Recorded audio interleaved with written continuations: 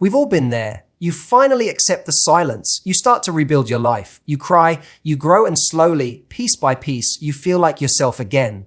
Then suddenly, they come back. The avoidant, the one who ghosted you, pushed you away, or made you feel like loving them was a crime.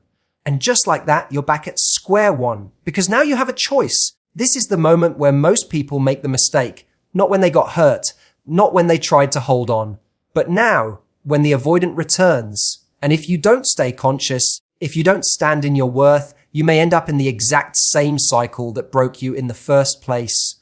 Let me say this clearly: when an avoidant comes back, it's not a sign to pick up where you left off. It's a test of how much you've grown, a test of what you now believe you deserve. Avoidants often return not because they've had a magical transformation, but because they feel safe again. They sense your warmth. They see your glow. But comfort isn't the same as commitment. Familiarity is not a promise. So what's the mistake? It's giving access without asking for accountability.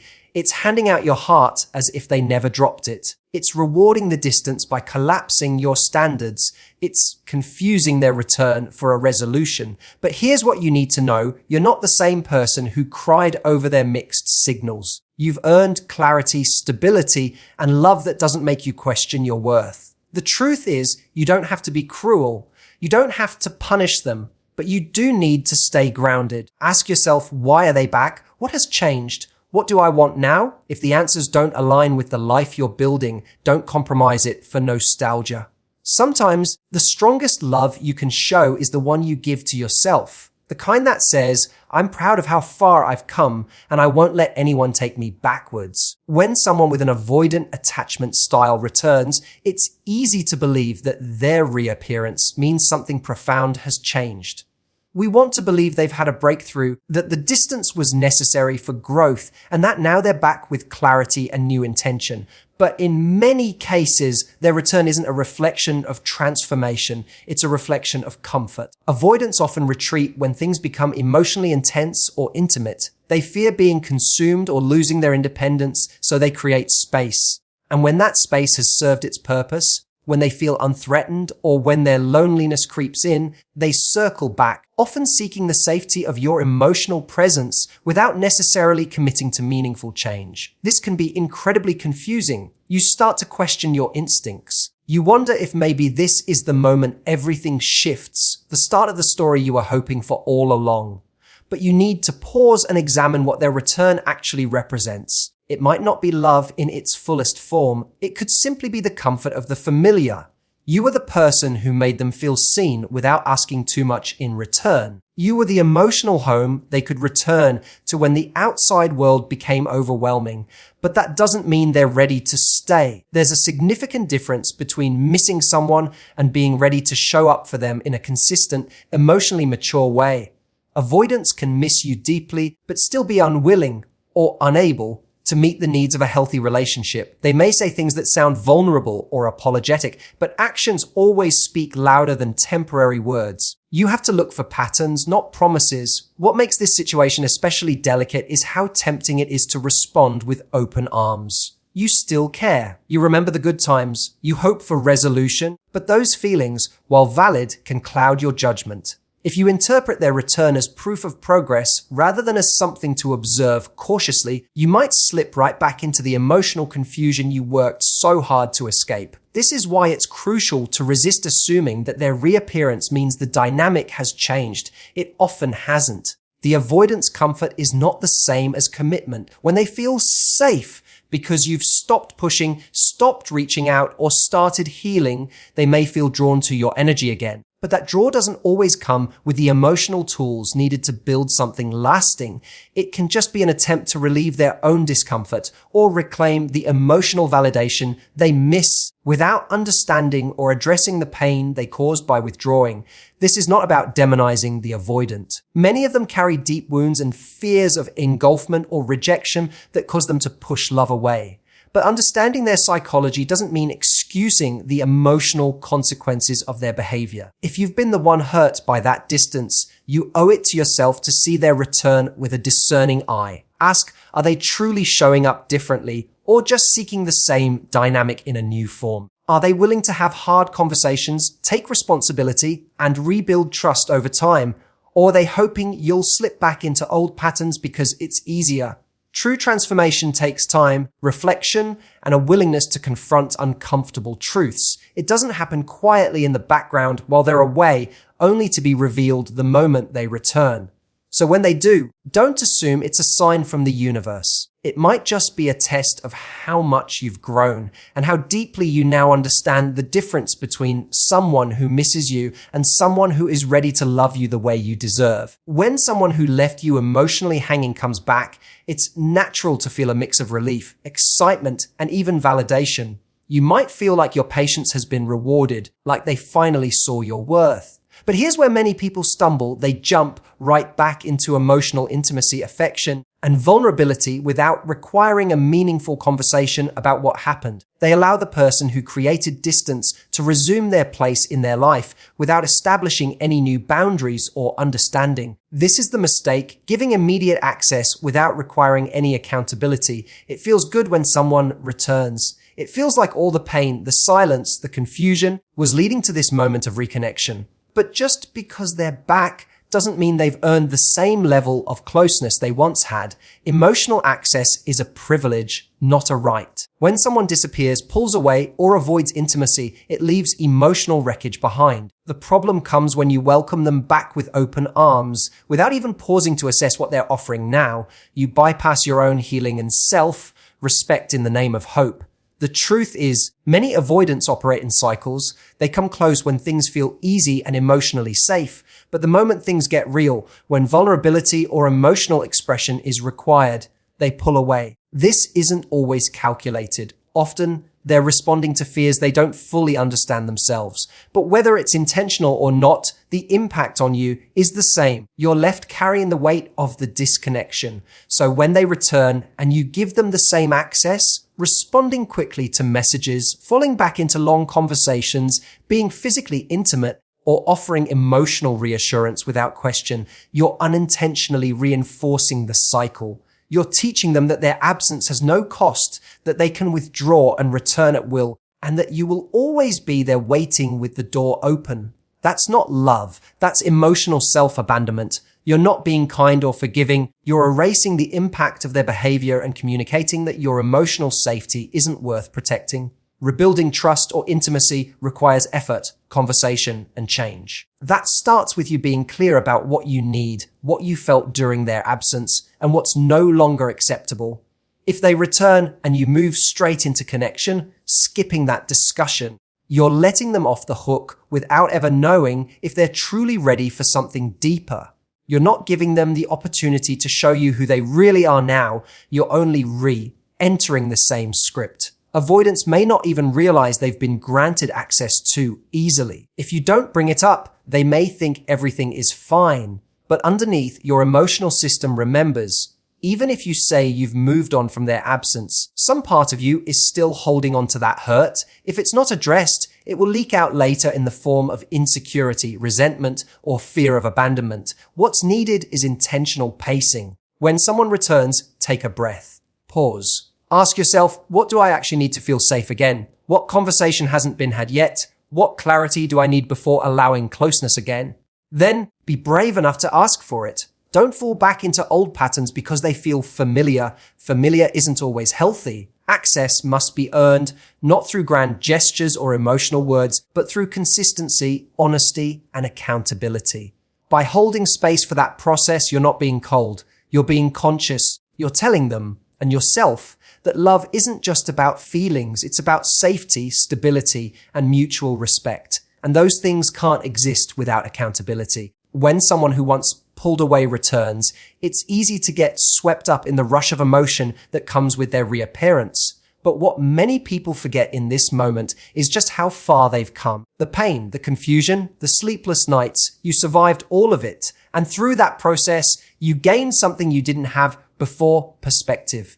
Perspective on your needs, on what kind of love you're worthy of, and on the truth of what actually happened, not just the fantasy your heart was clinging to in their absence. The healing you've done, Whether it feels complete or not has given you a clearer lens. The mistake is ignoring that lens the moment they reappear. It's easy to romanticize the past when you're lonely or still emotionally attached. You remember the good mornings, the laughs, the connection that once felt real. But when someone leaves without explanation, goes cold, or refuses to meet you in emotional honesty, that says something real too.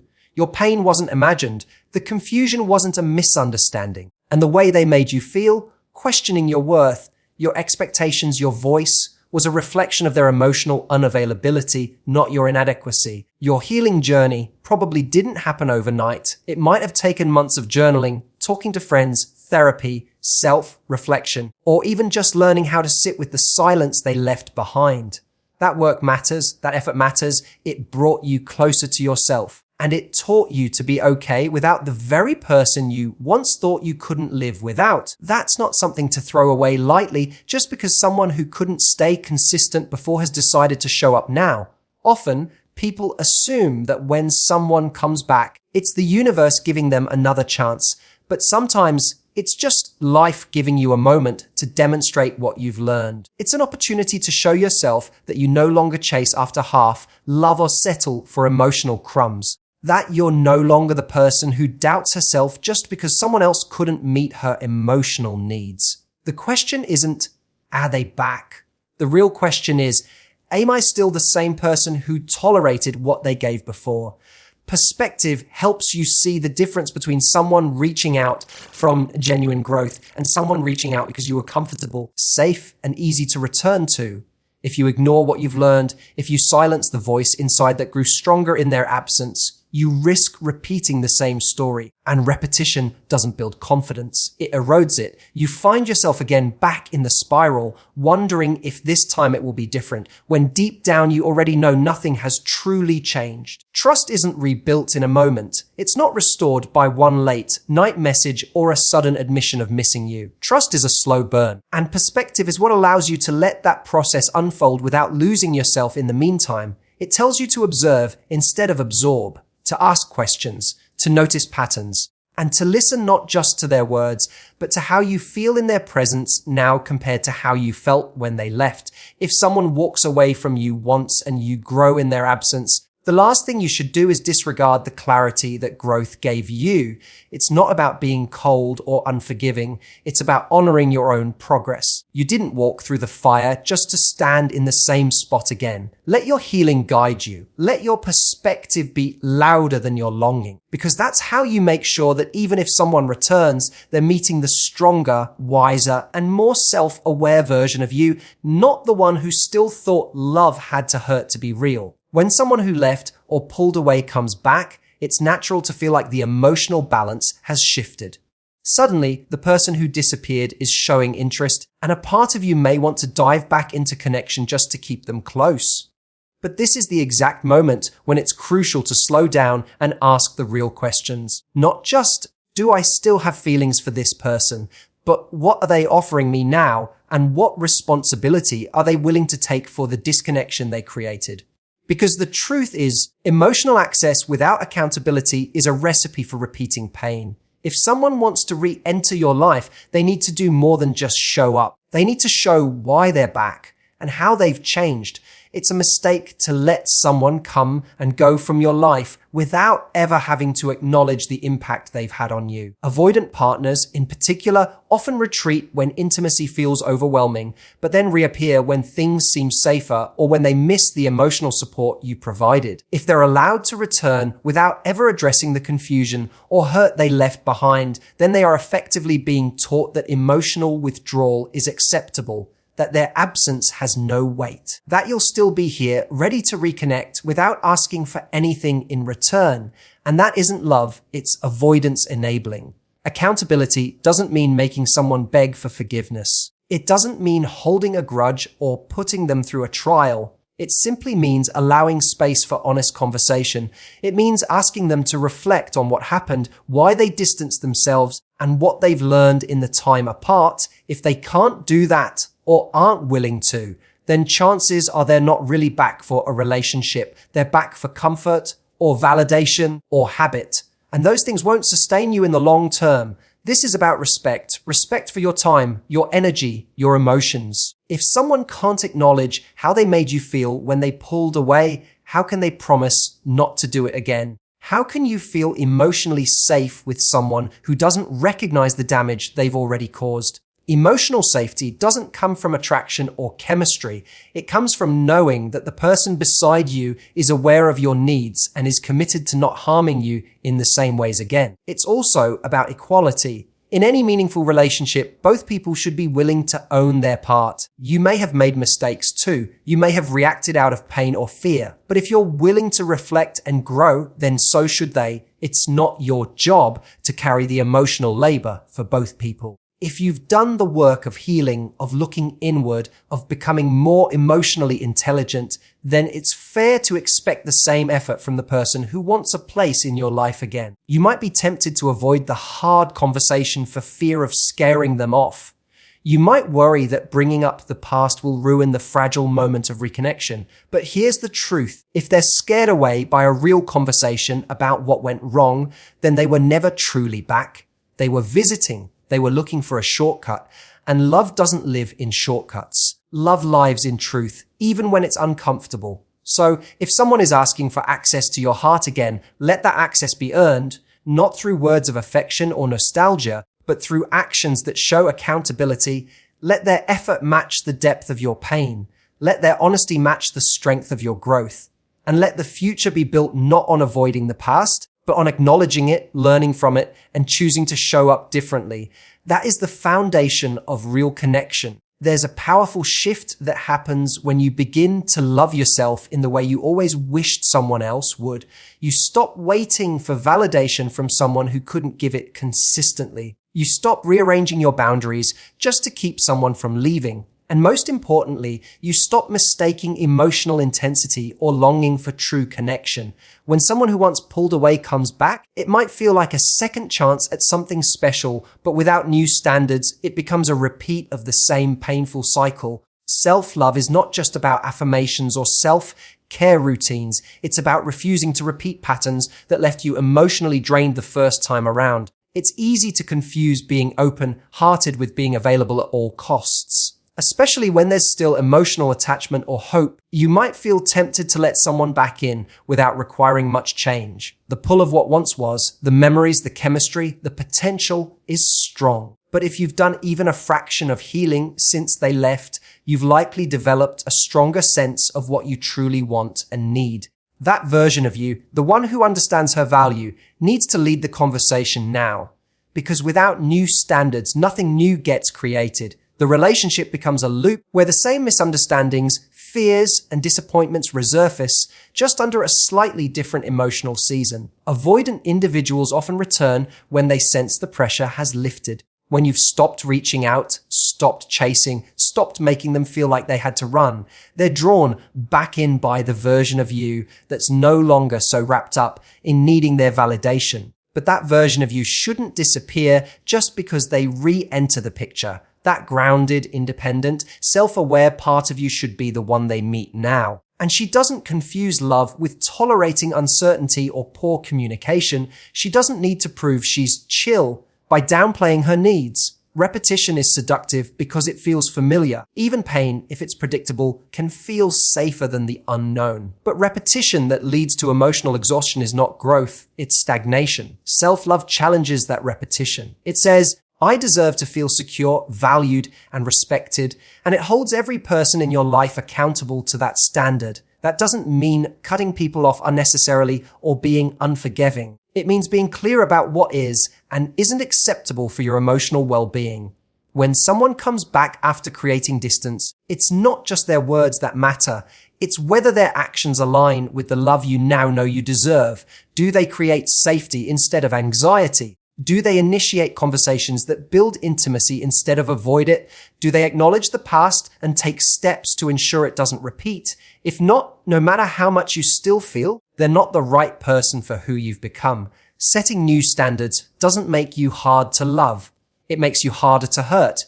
It tells the world that your heart is valuable and that if someone wants access to it, they need to show up with clarity, consistency, and care. The kind of care that doesn't need to be begged for or chased down. The kind that doesn't come with conditions, avoidance, or emotional ambiguity.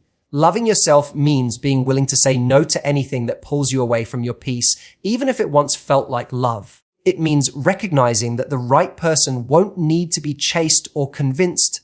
They'll recognize your worth and meet you where you are. Not because they're perfect, but because they're willing. And that willingness is what separates a new chapter from an old rerun. It's what turns your self-love into a standard, not just a statement. So if an avoidant comes back into your life, don't rush to make it mean something magical.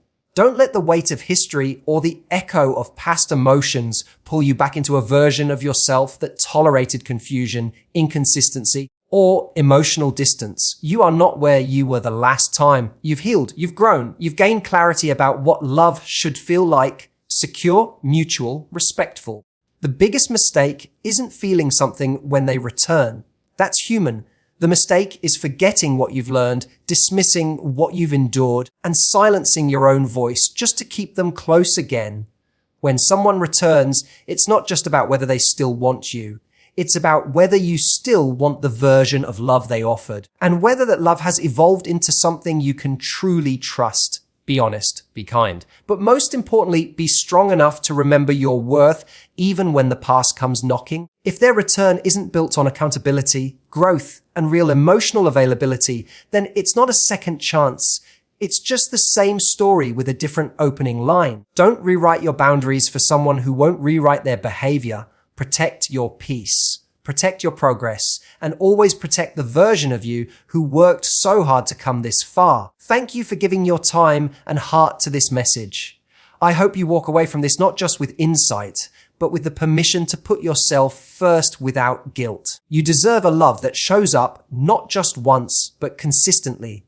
A love that stays, a love that's clear. Until next time, take care of your heart, trust your growth, and don't be afraid to say no to anything that doesn't honor who you've become. Thank you for listening. Goodbye for now, and remember, you are worth the kind of love you no longer have to chase.